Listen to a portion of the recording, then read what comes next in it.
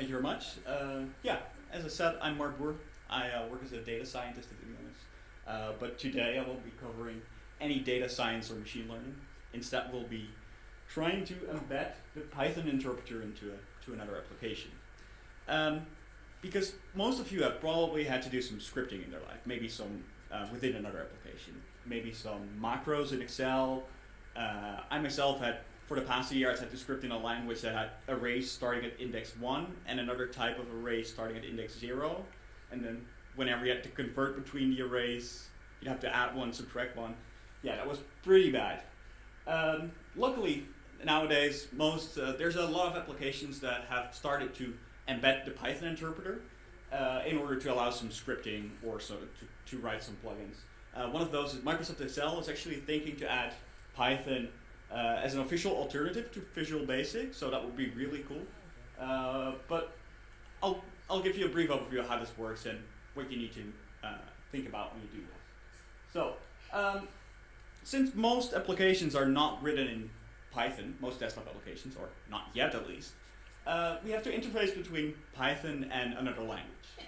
And whenever we're interfacing between Python and another language, we usually speak about these two terms, extending and embedding.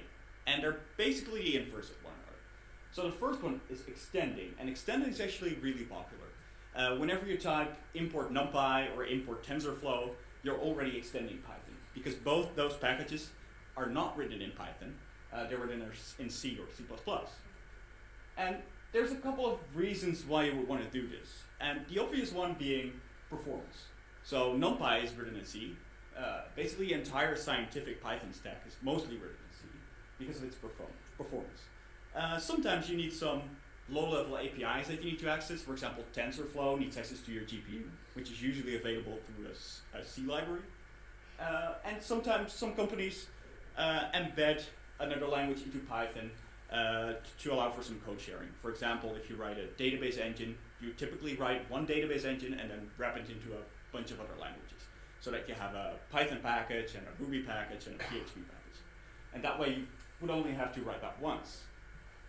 We're going to be doing the exact opposite.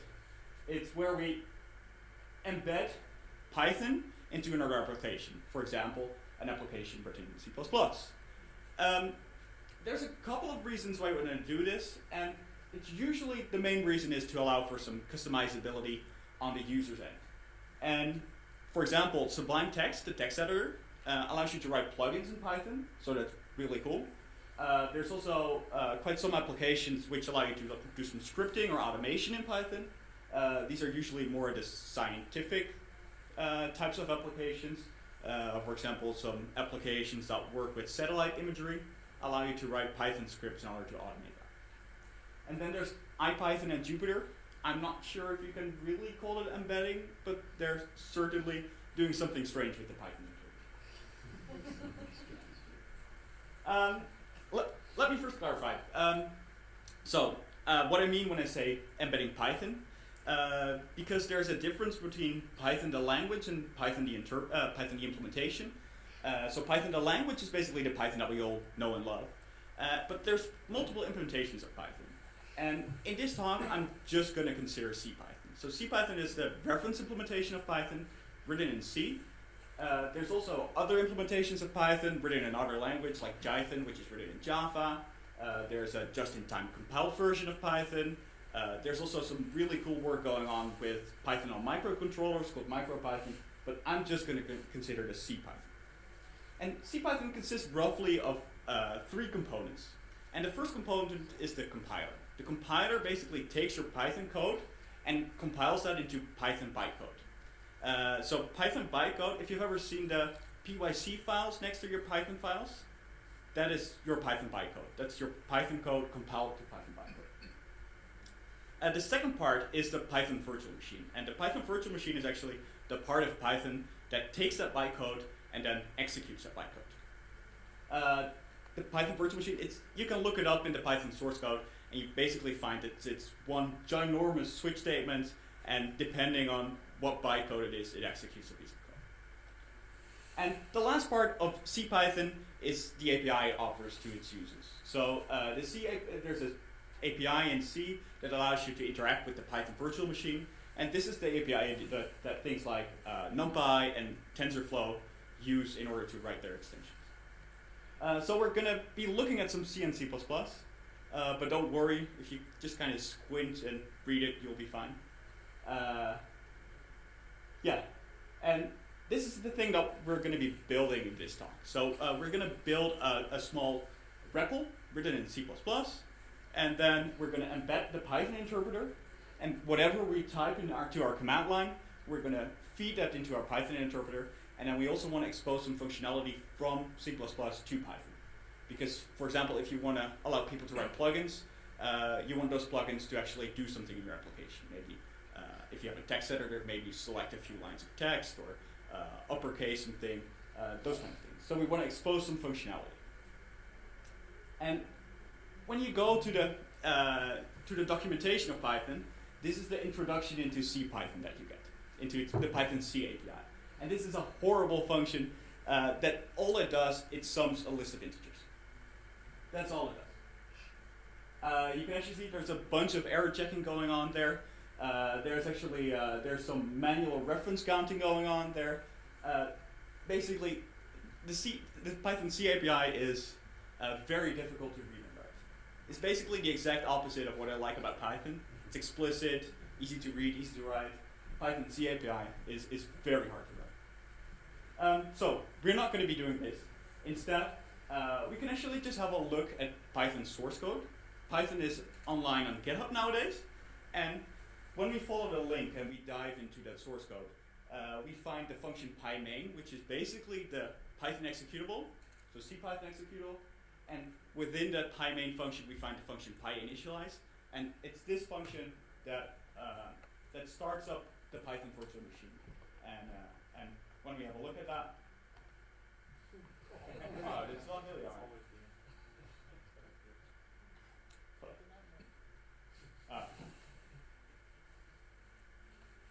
Nobody taking pictures here, so you're okay. Oh, there it is. Sorry about that. We can actually just have a look, and there's a bunch of things going on there. There's some environment variables that it gets, where it's running in debug, or if it's running on Windows. It's going to initialize the seed. It's going to initialize the frame. It's going to initialize different kinds of types. It does all kinds of strange things.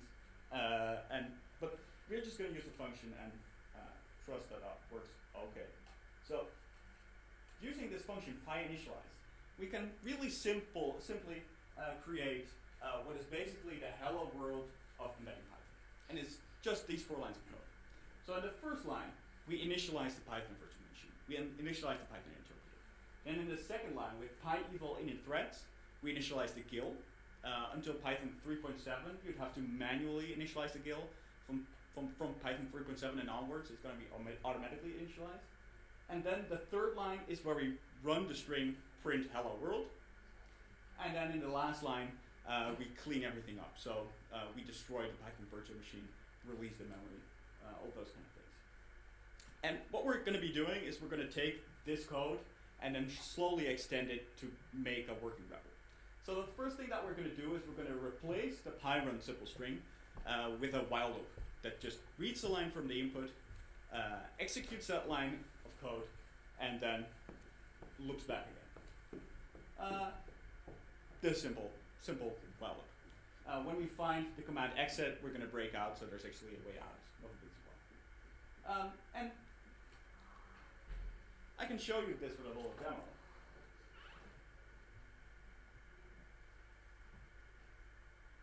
Is this readable for everyone? So, this is all there is to it. So we have we initialize Python. We have a while loop that takes a line of code and then executes a line of code. And when we run this, it says starting REPL, and we can just interact with it as if it were a REPL. So we can print different things. We can import, install packages, as you would expect. I can assign an array.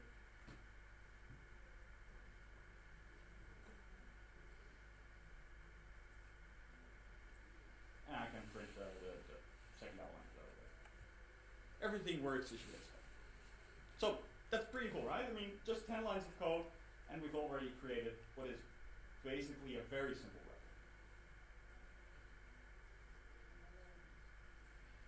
REPL. But if you've ever worked on a desktop application, you know that your main thread is usually your GUI thread. So if you're going to allow user code to run on your GUI thread, your application is going to freeze up every time the user writes a long-lasting function. So I'm sure as hell not going to allow the user to write their code, to run their code on my main thread. So we're going to have to delegate this to another thread. And a very simple thing you can do is just take this piece of code and run it all on a separate thread. But it would be nicer to have to be able to run Python from every thread. So we're just gonna, what we're gonna do is every time we get a command from the user interface, we're gonna run that asynchronously in a new thread. So we're gonna start up a new thread, run that command, Pygrunn simple string, and then detach the thread. So we can actually run multiple things in parallel now. And I got a little demo for this as well.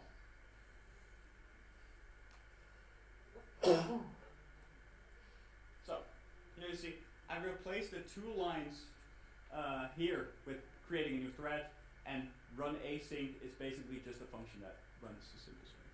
That's all it is. And when we run this,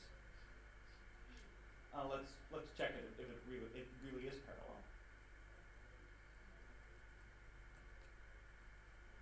So we're going to sleep for 5 seconds and then turn back. So all it does for 5 seconds. There. And we can just put 1 if we want, and we can also do both things in parallel. But it's at false.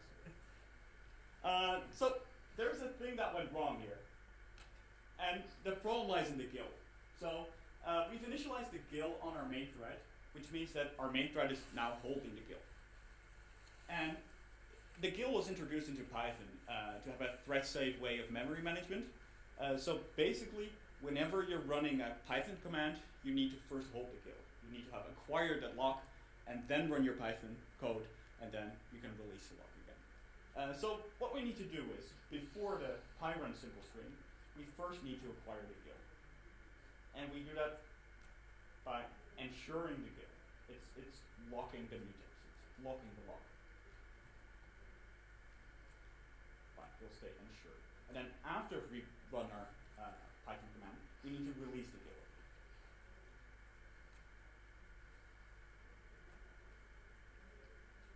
And this would already work, except that, let me just sort that out. This would already work, except that this would deadlock, because we haven't released the GIL from our main thread. So our other thread is going to try to acquire that GIL, and it's never going to be able to acquire the GIL. So from our main thread, we first need to release the GIL, and then before we destroy the Python virtual machine, we need to acquire the GIL again. And Python CPtyhon has a useful macro for that.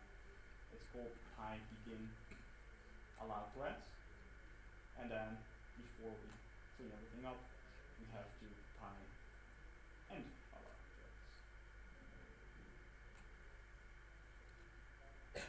And right now, oh, it's still we need to stop it first. And if you do the same thing now, from time import. Sleep. We can sleep for 5 seconds and then 5. And we can just print 1. I will first print 1, wait a couple more seconds, and then print 5. And everything's back to working order, luckily. But this is a more common problem with working with Python CPtyhon. The error messages you get are usually quite horrendous. So I've had it crash on me in dozens of times in all kinds of strange ways.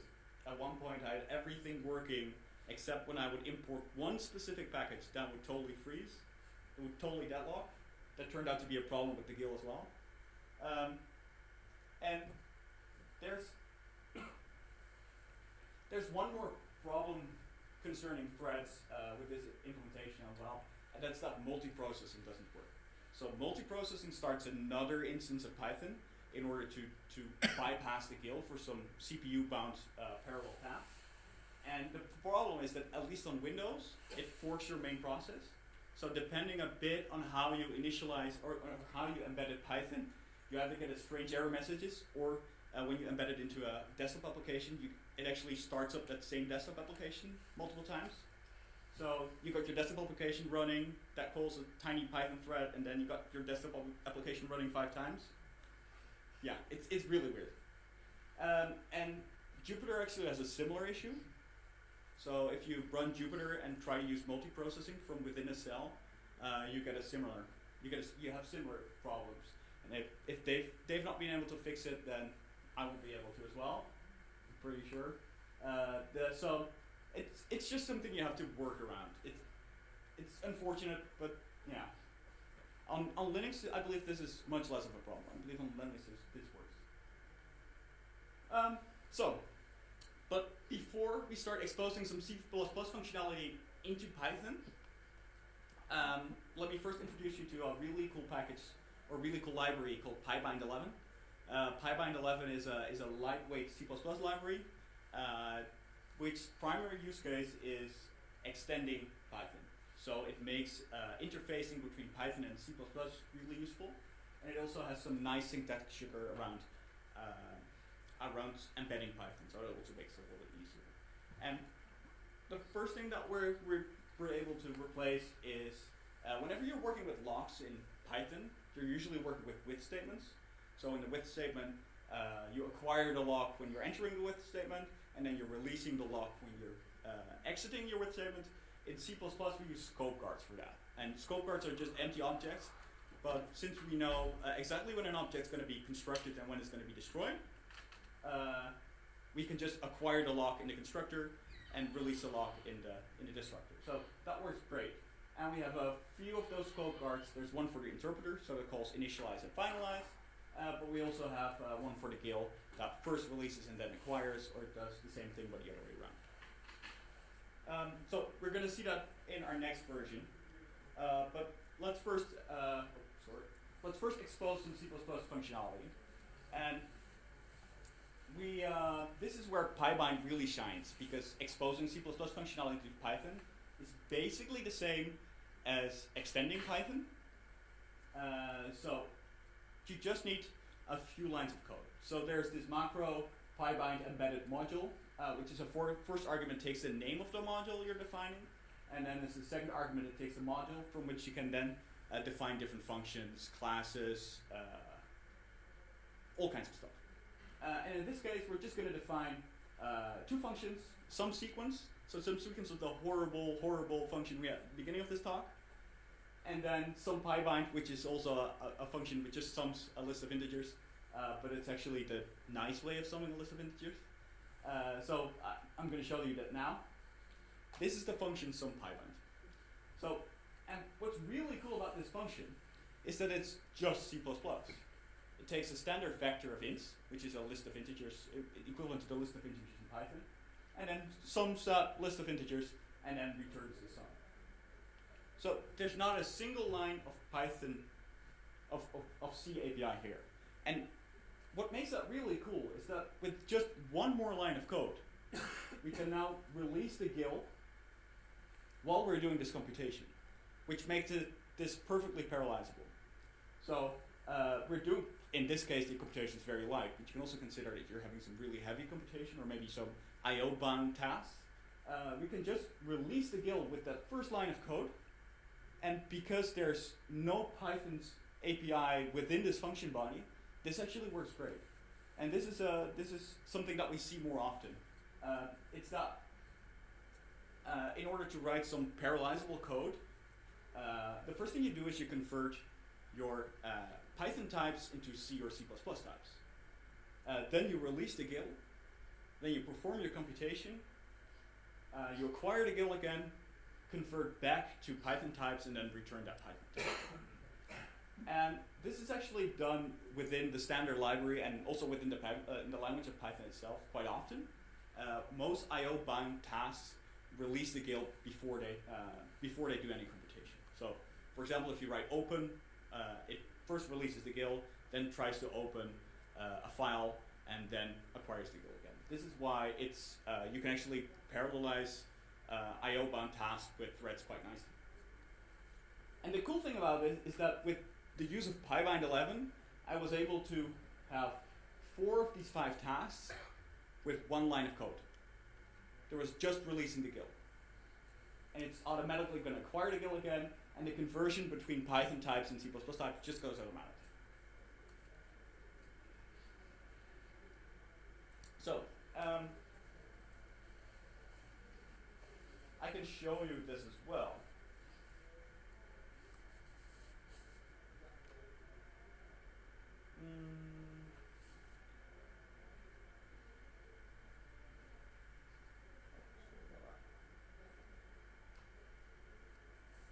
So, here we see the scope guards there and there to replace the releasing and acquiring of the GIL.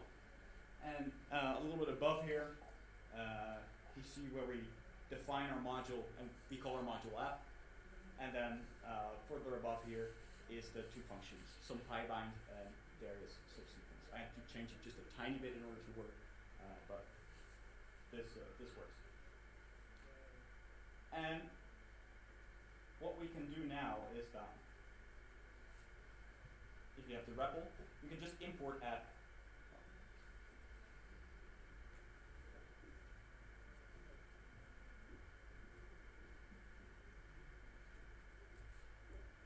Oh, I'm sorry, I have to print out as well.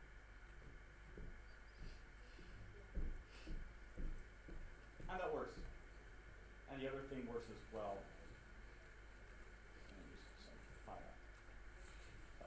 And the cool thing is when I enter something which is not convertible to a standard vector of int, I actually get a nice error message which says, I got a type error, I expected a list of ints, but I got something which is not a list of ints.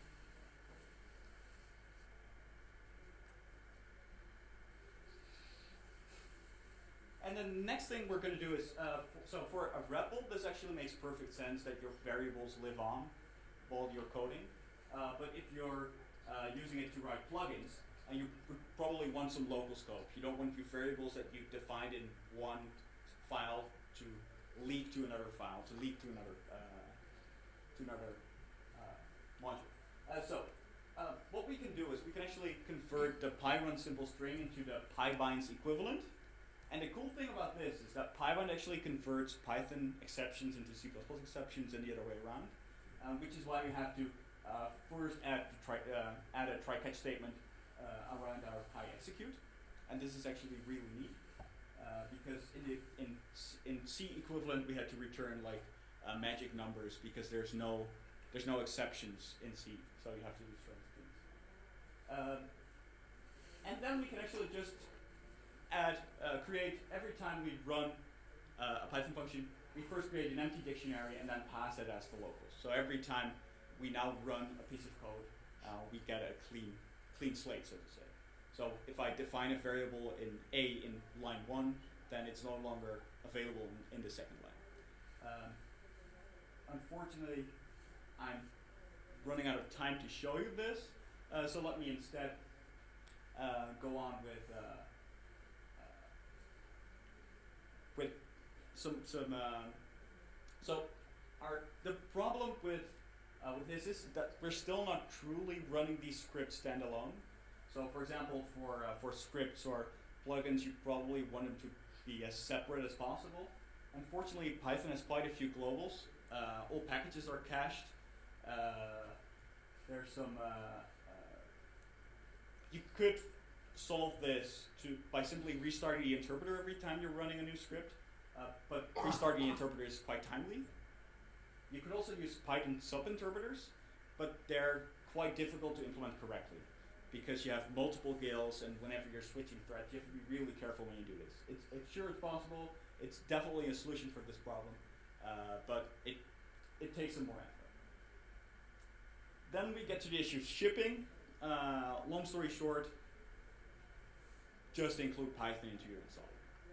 Because at some point you're going to compile against Python 3 and then run against Python 2, and it's going to crash horribly, and there's no error message, and there's no easy way to check if it's correct, or it looks for installed packages in another version of Python. It's pretty bad. Just include Python into your installer. It makes it much conclusion time. Pybind 11 is really awesome. If you ever get the chance to use it in order to write an extension or to embed Python, I highly suggest you should. It makes it a lot easier, really a lot easier. And while Python, the language, is perfect for this kind of work, I mean, that's one of the reasons that Python's so popular now, because it's a perfect scripting language. Unfortunately, implementing or embedding Python into another application can be quite difficult. And it's the implementation that makes this harder than it needs to be. I tried looking at different implementation.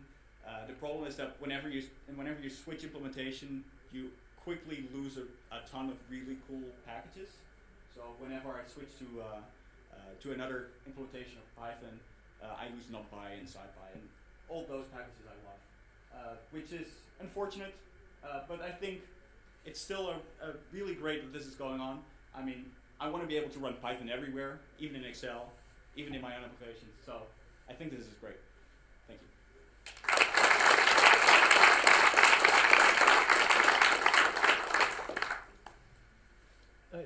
Can you also use Pybind 11 for plain old-fashioned C? Yeah, Pybind 11 actually refers to the new version of C++, C++ 11.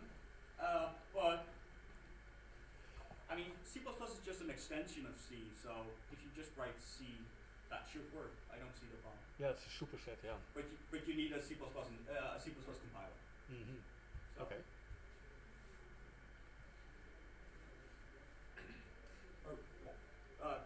You first. Thanks. So, say I'm a developer of some C++ application.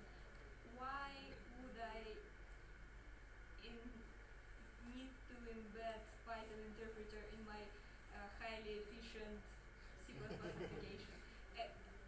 Yeah, of course, except my unconditional love to Python. Okay, so I shall repeat the question really quickly. The question is why you would want to embed Python into a really efficient C++ application. Yes. And the answer is usually customizability. So whenever I want to change C++, I need to recompile, create a new installer, do everything that has to be done there. And usually when you use Python, you either use it for like just quick iterations, or writing plugins, or doing some automation stuff. For example, helping the user to do a few steps in succession. So for example, if I have an application that works with satellite imagery, I first want to orthogonalize that, and then I want to cut a subsection. And it's those kind of scripting things. Why do you have Excel macros? It's not efficient as well, but it can be really useful. Yeah, sort of. Well, I think there's one more up there. Yeah, let's say you define a function you created in Python, but using Python bindings. Yeah. How does it compare to this? So Python is, you can do some really cool things with Python as well. So Python was originally created to like take your critical path and then Pythonize that so that it runs more efficient. But Python also is really great at wrapping existing C or C++ libraries. It also works really great there. But doing things the other way around actually makes it's not possible with Python. I cannot use Python to embed Python into another application, but this way I can. And personally, I think that if you're writing a C or C++ library and you immediately want to give that package Python bindings as well, I would advise Pybind. Whereas if you're wrapping an existing C or C++ library, I would advise Python. Well, I think a good example of embedding is game engine, where the engine itself is written in C, but game logic is written in C. Yeah, that's an excellent. Or Yeah. Blender, the rendering application, they can also script in Python. Yeah. There's a ton of applications. It's personally I think it's really helps. You said you had some struggles with running multiple interpreters within C, within the multiple Python interpreters. because of a lot of globals. Is that being addressed in a potential Python 4 or anything? Are you aware of any of that? Yeah, one of the issues is of course the guild, and I don't think they're going to get rid of that anytime soon, because as soon as you delete the guild from Python, single-threaded performance usually goes down. People have attempted it. Multi-threaded performance goes up, but single-threaded performance goes down.